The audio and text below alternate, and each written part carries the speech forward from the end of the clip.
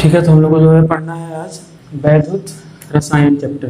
ठीक है, शुरू करना है चैप्टर वैद्युत रसायन, इसको कि अंग्रेजी में बोलते हैं इलेक्ट्रोकेमिस्ट्री। इलेक्ट्रोकेमिस्ट्री ये जो है केमिस्ट्री का बहुत ही एक इम्पोर्टेंट चैप्टर है। ठीक है, जो कि मतलब सबसे ज़्यादा समझने वाला चीज़, बहुत ज़्यादा इसमें जो है कॉन्सेप्ट चीज़ है, उस तरह इसमें इक्वेशन है, समीकरण है, जिसको कि याद करना है और जो कि बोर्ड के एग्जाम में भी आता है। देखो, जो वैद्युत रसायन है, पहली बात इसका मतलब क्या है, इलेक्ट्रोकेमिस्ट्री का क्या मतलब है। तो ये जो है रसायन शास्त्र की एक शाखा है जिसके अंतर्गत हम लोग वैद्युत मतलब कि इलेक्ट्रिसिटी और रासायनिक अभिक्रिया के बीच के संबंधों का अध्ययन करते हैं। इसको लिख सकते हैं कि रसायन शास्त्र की वह शाखा जिसके अंतर्गत वैद्युत मतलब विद्युत एवं रासायनिक अभिक्रिया के बीच के संबंधों का अध्ययन किया जाता है, उसको वैद्युत रसायन कहते हैं। ठीक है, मतलब इसमें हम लोग पढ़ते हैं कि कैसे विद्युत देकर कोई रासायनिक अभिक्रिया कराया जाता है या कैसे रासायनिक अभिक्रिया कराकर विद्युत उत्पन्न किया जाता है। ठीक है, मतलब दोनों के बीच के जो पारस्परिक संबंध है उनका अध्ययन किया जाता है यहाँ पे। अब वैद्युत देकर रासायनिक अभिक्रिया करवाने की जो प्रक्रिया है, यह जिसके अंदर किया जाता है, जिस पात्र के अंदर, जिस सेल के अंदर किया जाता है, उसको कहते हैं वैद्युत, उसको कहते हैं वैद्युत या विद्युत अपघटनी सेल। उसको कहते हैं विद्युत अपघटनी सेल या अंग्रेजी में बोलते हैं इलेक्ट्रोलाइटिक सेल। Electrolytic cell. और जहां पर रासायनिक अभिक्रिया कराकर विद्युत उत्पन्न किया जाता है उसको कहते हैं वैद्युत रासायनिक सेल। वैद्युत रासायनिक सेल या इसको बोल सकते हैं इलेक्ट्रोकेमिकल सेल।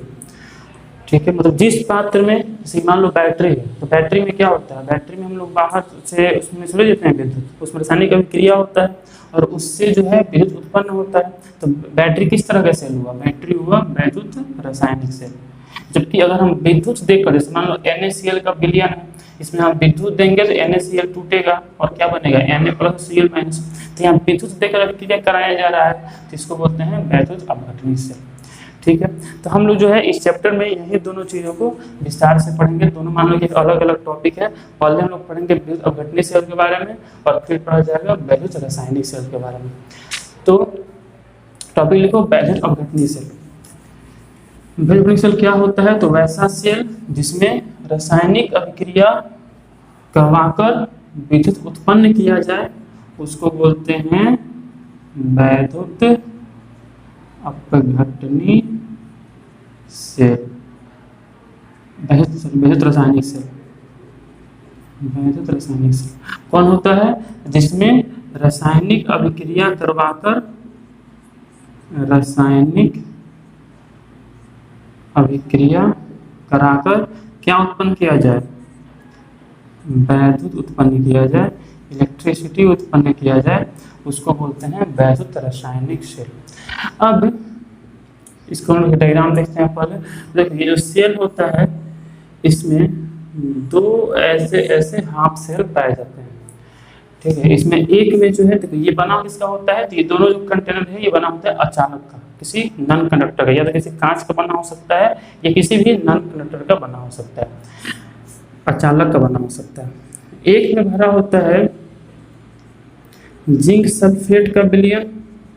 देखो, इसका और भी बहुत सा नाम होता है। जो वैद्युत रासायनिक सेल है इसको वोल्टेज सेल भी कहते हैं, वोल्टेज सेल, या इसका एक और नाम गैल्वेनी सेल भी होता है, इनको गैल्वेनी सेल भी कहते हैं। और मतलब ये सब एक ही चीज है। और इनका एक प्रकार होता है जिसको बोलते हैं डेनियल सेल। डेनियल सेल कौन है, तो जिस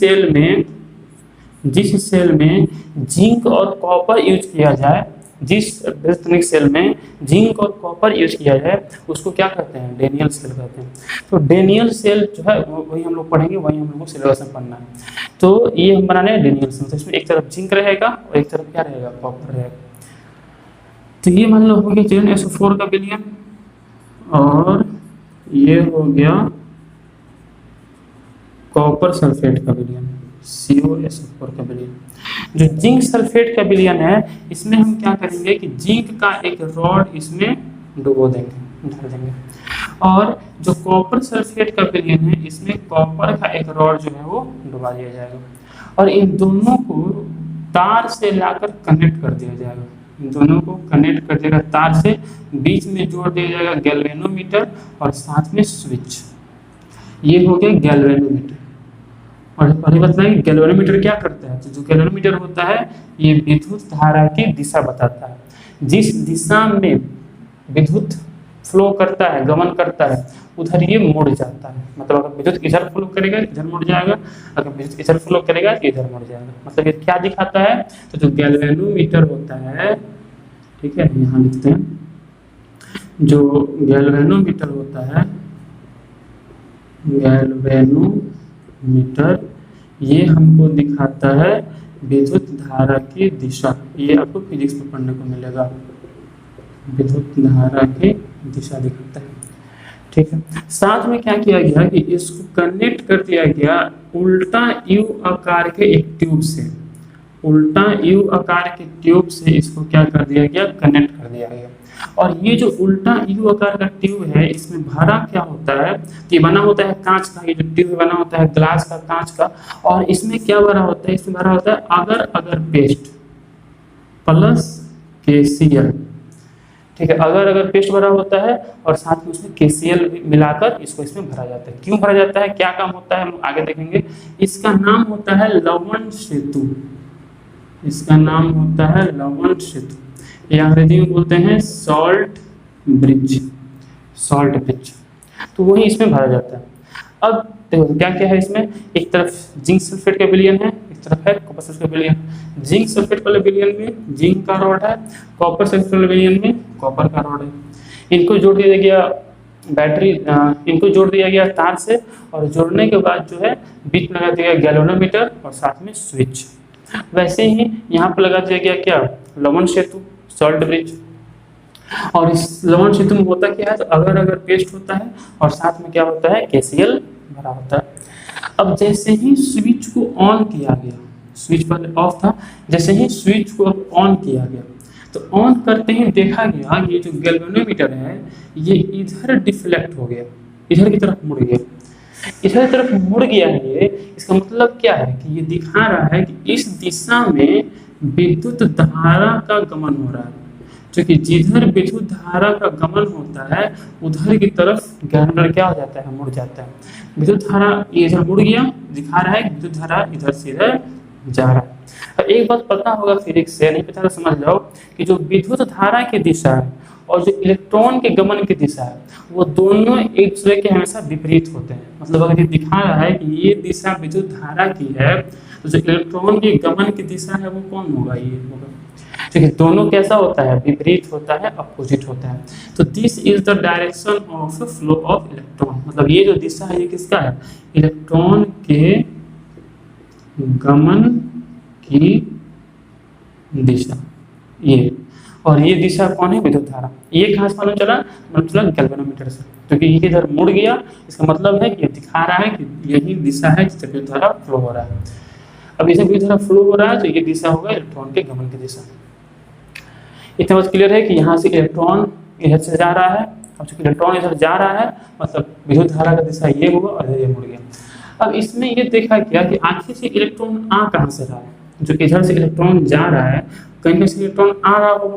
तो यहाँ पे निष्कर्ष निकाला गया कि क्या हो रहा है कि जो जिंक है, जो यहाँ पर जिंक है, जैसे ही विद्युत धारा यहाँ पर, जैसे ही यहाँ पर मतलब परिपथ को बंद किया गया, स्विच को ऑन किया गया, तो जो जिंक है वो ऑक्सीकृत हो जा रहा है।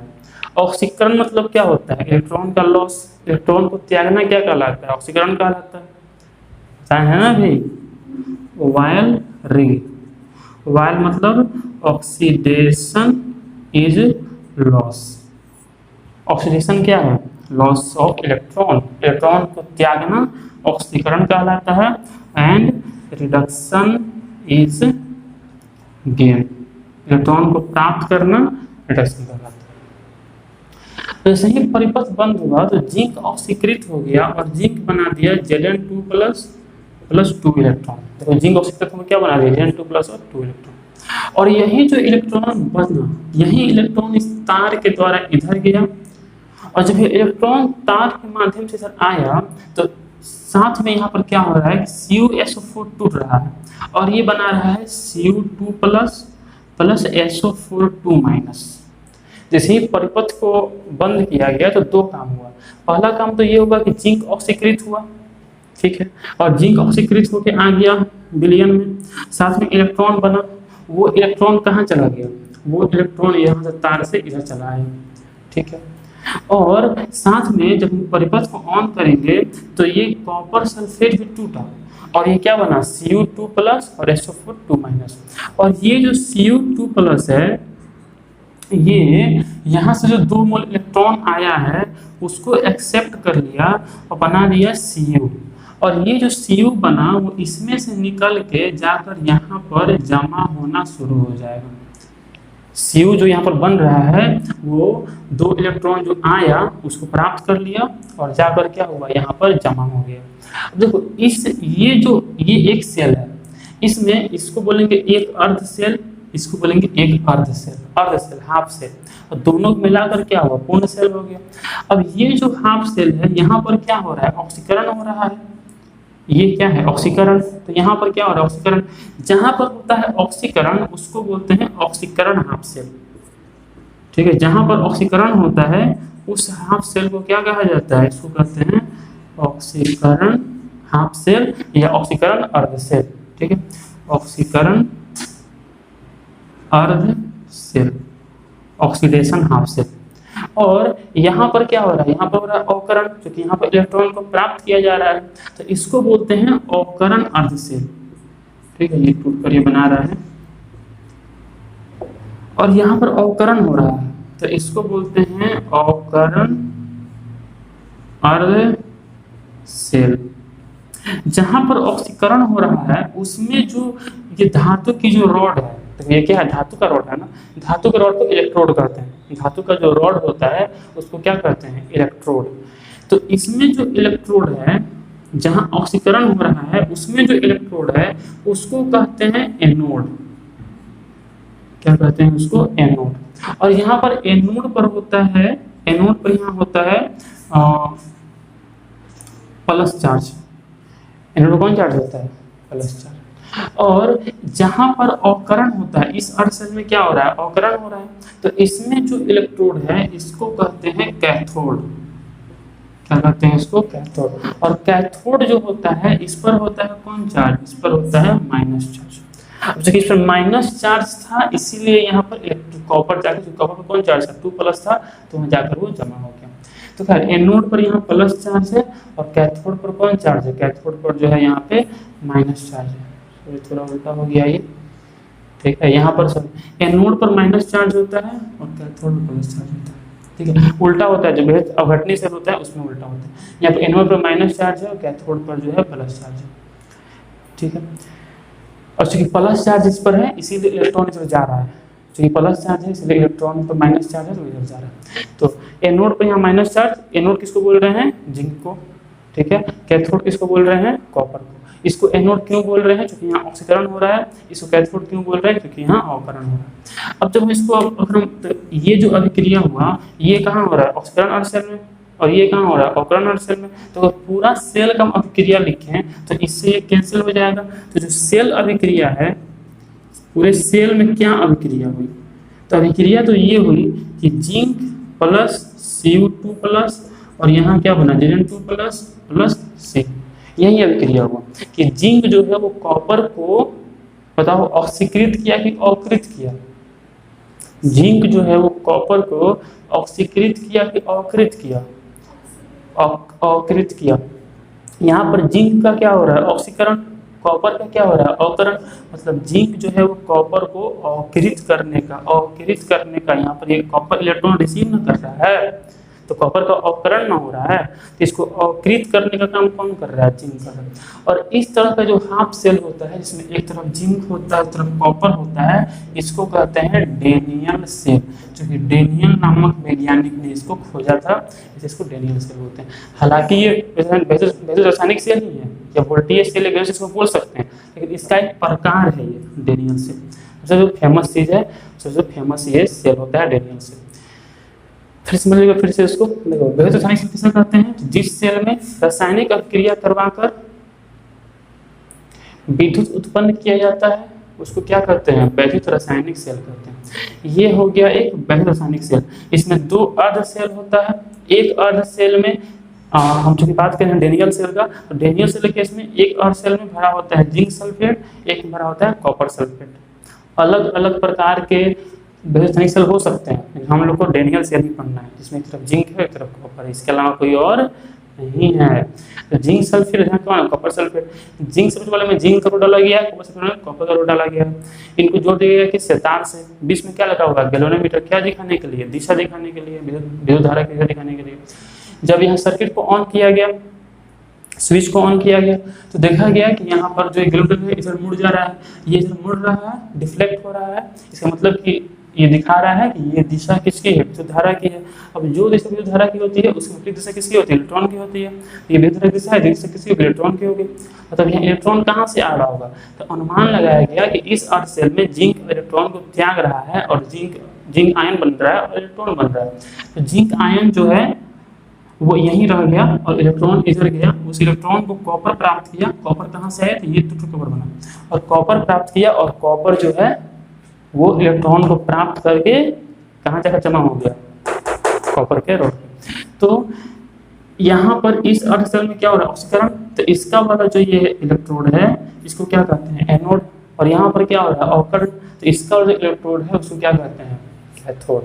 क्या कहते हैं इसको? कैथोड। एनोड पर माइनस चार्ज होता है और कैथोड पर यहाँ पर पॉजिटिव चार्ज होता है, और इसका नाम क्या है? लवण सेतु। तो एक चीज देख रहे हैं यहाँ पे, देखो ये जो चीज हो रहा है, तो जिंक तो मान लो कि निकला यहाँ से, इलेक्ट्रॉन तो चला गया, लेकिन जिंक तो यहीं पर बच गया।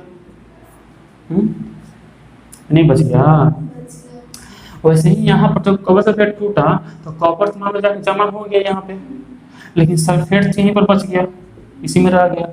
अब यहाँ पर होगा क्या कि जिंक पर प्लस चार्ज है, एनोड पर माइनस चार्ज है, तो ये जाकर इससे चिपकेगा, जिससे कि इसकी जो प्रक्रिया हो रही है, यहाँ से जिंक निकलने के लिए बाहर आ रहा है, वो होने में थोड़ा दिक्कत होगा, ट्रैफिक क्रिएट होगा, है ना, भीड़ भाड़ लगेगा। वैसे ही यहाँ पर सल्फेट पर माइनस चार्ज है, इस पर प्लस चार्ज है, तो ये भी जाकर इसके आसपास जमा हो जाएगा। तब इस संज्ञान में क्या बोल रहा है? देखो यहाँ पर जिंक आयन बच जा रहा है और यहाँ पर क्या बच जा रहा है? Sulphate ion. तो जिंक आयन जाकर क्या होगा? इसके आसपास जमा हो जाएगा। जमा होने से फिर यहाँ पर ट्रैफिक क्रिएट हो जाएगा ना, भीड़ भाड़ हो जाएगा, तो यहाँ से आसानी से जिंक फिर निकल नहीं पाएगा। वैसे ही यहाँ पर जो सल्फेट आयन है वो जाकर यहाँ जमा हो जाएगा आसपास इसके, तो उससे यहाँ से फिर कॉपर को जाकर जमा होने में यहाँ पर दिक्कत होगा। तो इस समस्या को दूर करने के लिए लगाया जाता है लवण सेतु। अभी सबसे जो इम्पोर्टेंट चीज़ है वो है लवण सेतु, जब हम देखेंगे पहले इसको एक बार नोट कर लो, ठीक है। तो ये देखेंगे हम लोग वैद्युत रासायनिक सेल के बारे में। तो इसमें जो है एक समझो कि जो एनोड है इसको जनरली कन्वेंशन के हिसाब से, परंपरा के हिसाब से, जो ऑक्सीकरण अर्ध, देखो ऑक्सीकरण अर्ध सेल में जो इलेक्ट्रोड है उसी को एनोड कहते हैं। इसका कोई और दूसरा डेफिनेशन नहीं है, लेकिन डेफिनेशन ये भी है, यही है बस, कि ऑक्सीकरण अर्ध सेल में मतलब जहाँ ऑक्सीकरण हो रहा है उसमें जो इलेक्ट्रोड होता है उसको एनोड कहते हैं। इलेक्ट्रोड क्या होता है? धातु की छड़। और अवकरण अर्ध सेल में जो इलेक्ट्रोड होता है उसको क्या कहा जाता है? उसको कैथोड कहा जाता है। कैथोड। कैथोड पर कौन चार्ज होता है? Plus charge. एनोड कौन चार्ज होता है? माइनस चार्ज होता है। अब यहाँ पर एक बात है कि अच्छा बात करते हैं लवण सेतु का, कि लवण सेतु का जो है वो उसका क्या काम होता है। तो जो लवण सेतु होता है, पहले होता क्या है? तो देखो टॉपिक लवण सेतु, देखो लवण सेतु,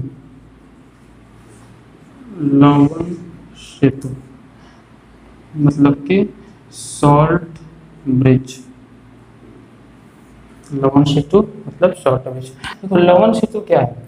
तो लवण सेतु से बोले कि उल्टा यू आकार का कांच का नली है, उल्टा है, यू आकार का है, कांच का नली है, जिसके अंदर अगर पेस्ट, अगर जेली कह सकते हैं, अगर जेली किसी लवण के साथ जैसे कि HCl के साथ मिक्स करके इसमें भरा जाता है। अच्छा ये डेफिनेशन हो गया। अब ये करता क्या है, आखिर इसको क्यों लगाया गया? तो लगाने के इसके दो कारण है। पहला तो ये कारण है कि देखो ये जो तार है वो इसके बाहरी परिपथ को पूरा कर रहा है, जबकि जो दोनों का इलेक्ट्रोलाइट है, दोनों का जो मतलब ये क्या बोलते हैं इसको, इलेक्ट्रोलाइट है ना, वैद्युत जो ये घोल है इलेक्ट्रोलाइट जो है जिंक सल्फेट और कॉपर सल्फेट, तो उनको ये तार कनेक्ट नहीं कर रहा है, तो उनको कनेक्ट करने का काम कौन कर रहा है, लवण सेतु कर रहा है। जो दोनों जो बेहद अवघट्य हैं इलेक्ट्रोलाइट हैं उनको आपस में कनेक्ट करने का काम कौन कर रहा है, लवण सेतु कर रहा है।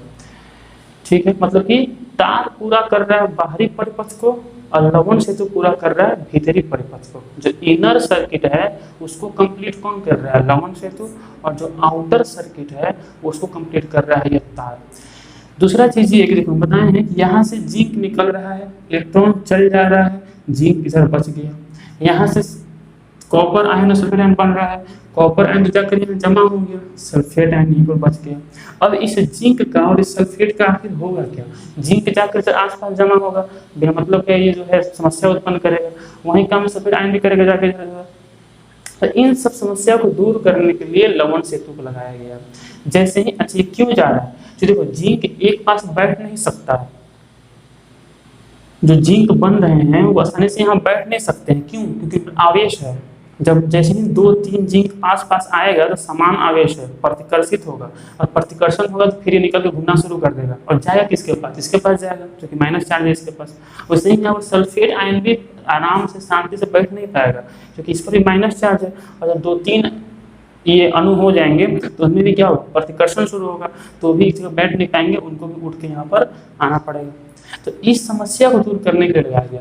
जैसे ही समस्या उत्पन्न होगा तो ये KCl टूटेगा और बनेगा K प्लस और Cl माइनस। KCl क्या है, एक बहुत अवघट्य है, इलेक्ट्रोलाइट है, तो टूटा और क्या बना, K प्लस बना और क्या बना, Cl माइनस। यहाँ पर जो K प्लस है ये चल जाएगा इधर, ये प्लस है, ठीक है, इस पास माइनस चार्ज है, ये कहाँ चला गया इधर, और जो Cl है ये चला आया इधर, और Cl जो है वो जिंक के साथ मिलकर Zn2 प्लस के पास Cl माइनस आकर जुड़ जाएगा और बनाएगा ZnCl2। क्या बनाएगा, ZnCl2। वैसे ही जो मतलब दो टूटेगा, बोल रहे एक ही Cl था, Cl2 कहाँ से आ गया, तो मान लो 2 KCl, एक ही KCl थोड़ी है जी, बहुत सारे KCl है, तो KCl टूटा तो क्या बना, 2K प्लस 2Cl माइनस मान लो बना, तो 2 से में आया और जुड़ के क्या बना दिया, ZnCl2। वैसे ही यहाँ से K प्लस गया और इससे जुड़ गया और क्या बना दिया, K2SO4, क्या बना दिया, K2SO4। और अब देखो अब ये उदासीन हो गया है, अब इसके पास आवेश का कोई झंझट नहीं है, इस पर आवेश दिख रहा है, अब नहीं है, नहीं ZnCl2 का आवेश है, नहीं K2SO4 का आवेश है, तो इसको अब इधर उधर घूमने की कोई आवश्यकता नहीं है, ये आकर आराम से नीचे आकर परिक्षेपित हो जाएगा, बैठ जाएगा, परिक्षेपण हो जाएगा। तो जो इसको तंग कर रहा था अब तंग करना खत्म कर देगा, आसानी से आकर ये सेटल हो जाएगा। तो यही काम है लवण सेतु का। पहला काम तो कि ये दोनों जो अर्ध सेल हैं उनको भीतरी परिपथ को जोड़ता है, और दूसरा कि दोनों अर्ध सेल में उदासीनीकरण लाने का काम करता है, न्यूट्रलाइजेशन लाने का काम करता है ना। दोनों में क्या करता है, उदासीनीकरण करता है। यहाँ पर प्लस चार्ज बढ़ रहा था, यहाँ पर माइनस चार्ज बढ़ रहा था, ये आकर क्या किया, दोनों को उदासीन कर दिया। तो लिख रहे हो लवण सेतु लिखो, यह उल्टा यू आकार के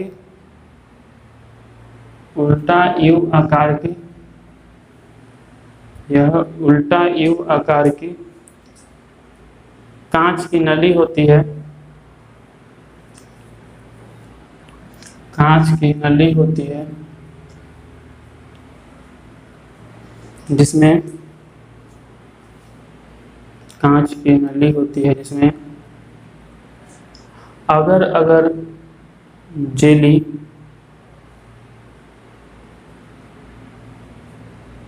इसमें अगर जेली कुछ लवण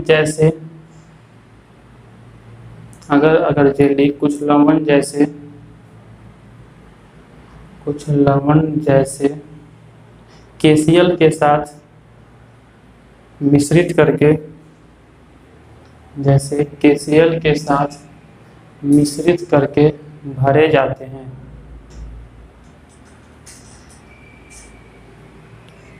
तथा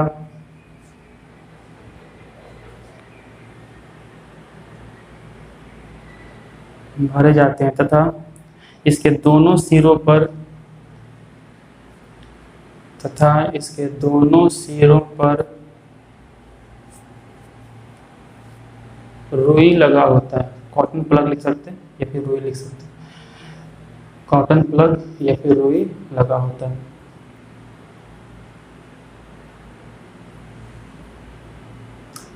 लगा होता है, लिख लिया। नेक्स्ट लिखो लवण सेतु के कार्य, लिख रहे हैं पैराग्राफ चेंज करके लवण सेतु के कार्य। लवण सेतु के कार्य, पहला पॉइंट यह दोनों अर्धशैलों के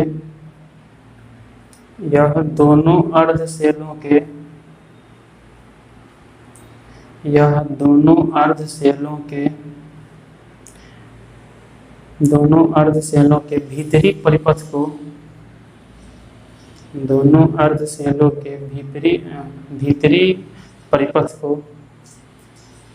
भीतरी परिपथ को जोड़ने का कार्य करता है।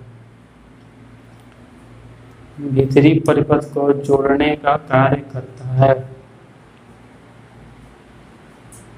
भीतरी परिपथ को जोड़ने का कार्य करता है। दूसरा पॉइंट यह दोनों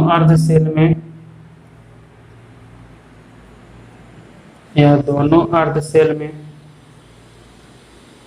उदासीनता कायम रखने का कार्य करता है।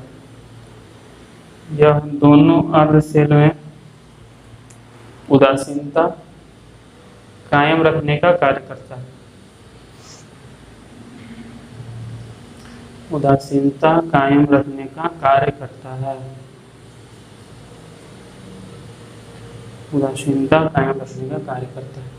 तो यही बात था लवण सेतु के बारे में। अच्छा देखो इसमें देखो कि आखिर केसीएल क्यों भरा गया है, या हम क्यों लिखें कुछ लवण, सभी लवण क्यों नहीं भरे हो सकते हैं। सभी लवण इसलिए नहीं भरे हो सकते हैं क्योंकि इसमें वैसा ही लवण भरते हैं। देखो लवण मतलब क्या है, लवण ये जो जैसे केसीएल है तो ये बना हुआ है किसका, के प्लस और सीएल माइनस, इससे plus charge minus charge. Plus charge को क्या कहते हैं, कैटायन, है ना, हिंदी में बोलते हैं धनायन। और माइनस को क्या बोलते हैं, एनायन, हिंदी में बोलते हैं ऋणायन। तो हम ठीक है। और जैसे ही यहाँ पर ये सब समस्या हुआ, ये टूटा और के प्लस इधर गया, सॉरी के प्लस इधर गया और सीएल माइनस इधर गया। ठीक है। अब ऐसा होना चाहिए ये लवण कि ये जो दोनों इसके धनायन और ऋणायन हैं उनका आकार समान होना चाहिए, ताकि दोनों समान गति से दोनों में पहुंचे। मतलब ऐसा नहीं के प्लस पहले पहुंच जाए, सी माइनस लेट से पहुंचे, तब दिक्कत हो जाएगा। इसीलिए जो है समान गति से पहुंचे, और समान गति से तभी पहुंचेगा जब धनायन ऋणायन दोनों का आकार बराबर होगा।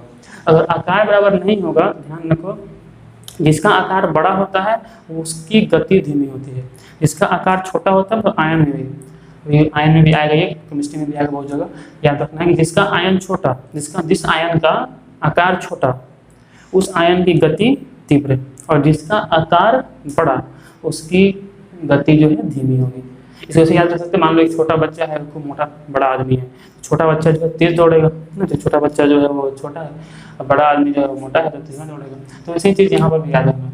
तो इसलिए इसमें ऐसा आयन यूज किया जाता है, ऐसा लवण यूज किया जाता है इसमें दोनों आयनों के आकार लगभग बराबर हो, ताकि दोनों समान गति से पहुँचे और जो है इसको उदासीनीकृत करने का कार्य करें।